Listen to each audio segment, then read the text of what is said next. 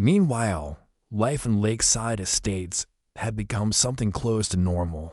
The HOA board worked with me instead of against me. Winds howled for hours, tearing shingles from roofs and knocking down a couple of big trees. When it was over, the neighborhood was a mess. My shed had survived, though its roof had taken a beating. Inside was a check, repaying the small salary advances I'd given him. It felt like the right kind of ending, both of us moving forward, no one holding a grudge, no one lording power over the other. The next HOA elections came around, and I ran again, this time with nearly unanimous support. I'd built trust, and the neighbors knew I'd stand up for their right to live how they wanted, not how some rulebook told them to. Even Marie, who had fought me so hard in the beginning, stayed on as a treasurer. A couple of neighborhood kids ran by laughing, chasing each other through the leaves, their parents waving hello from the sidewalk. It was the kind of moment that made all the struggle worthwhile. I realized then that my grandfather hadn't just left me a piece of land with a rusty shed.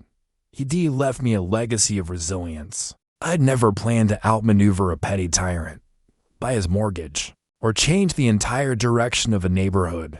But sometimes life hands you a fight you didn't expect, and you either stand tall or you let someone else bulldoze your history. A reminder that sometimes you have to stand your ground no matter how big the odds. It had become a symbol for the neighborhood, a bit imperfect, a bit old, but solid and honest and worth protecting. She admitted once that she was happier now, not having to go door to door scolding people about silly violations. I don't know, man. Funny how the smallest battles change your whole life. Never have learned that a community is only as strong as the people willing to stand up for each other. I never wanted to run anything, remember? Just wanted to save my shed. People came together over block parties. Kids rode their bikes freely without worry, parents watching from behind half-closed blinds. And those endless notices from the HOA practically disappeared. There were still rules, of course. You couldn't just leave your lawn waist high or paint your house neon pink. But the rules made sense now. He liked to joke that being on the HOA board had turned me into a politician. But he also admitted I had made things better. After we played a couple rounds, he leaned back and asked, "So, Marcus, what's next for you? You gonna keep running this place forever?" Because they came from us, from real neighbors with real lives, not from some cold-hearted policy sheet. "I'm moving," he told me. That program changed everything. People started restoring their little backyard barns, their fences, their vegetable patches. The place looked even nicer than before, but in a lived-in, human way, not the sterile, perfect style Alan had wanted. Got a new place lined up, smaller, but it's mine, free and clear. I just wanted to say thanks. As I inspected the damage, Alan came jogging over, toolbox in hand, offering to help. Part of me still didn't trust him completely, but I let him climb up and fix the bent metal flashing, and I knew, deep down, that I'd pass the lesson on someday if I had kids of my own. He worked fast and clean, and by the end of the afternoon, the roof was solid again. Peace was never guaranteed here. There would always be someone with a clipboard or a complaint, but I built my place, brick by brick, rule by rule, until it finally felt like home. I paid him cash for the day, and he looked me in the eye when he thanked me. That was the first time I believed maybe he really had changed. We put up a community bulletin board, started a small weekend farmers market in the park. He got to know some of the other neighbors and started acting almost normal. Maybe people really can change if you strip away their power and make them see what it's like to stand on the other side. One Saturday, as we finished repainting a chicken coop, he admitted, "I never realized how much damage I did on the HOA board. I thought I was helping people by keeping things perfect, but I was just making them miserable." He shook his head.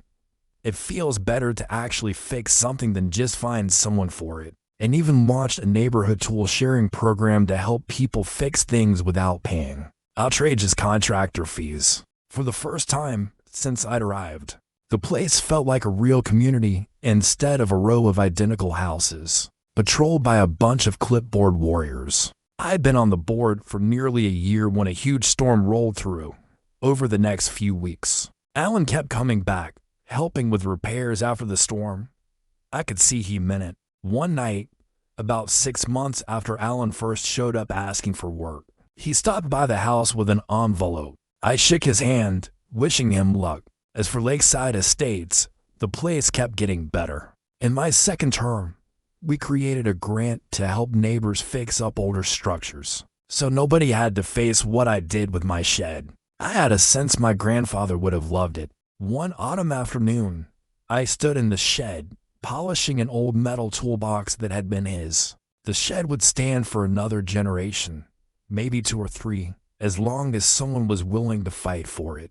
As the sun set over Lakeside Estates, casting a golden light across the yard, I leaned against the doorway of the shed and took a deep breath. If you'd asked me back when I first got the threatening letter taped to my mailbox, whether I'd survived the HOA war, I would have laughed. I chose to stand tall, and the reward was a community that learned how to live, not just look good on a brochure. A couple of years passed, and Lakeside Estates settled into a rhythm that felt healthy for the first time. Since I moved in, my shed stood proudly through every season, its fresh red paint aging gracefully.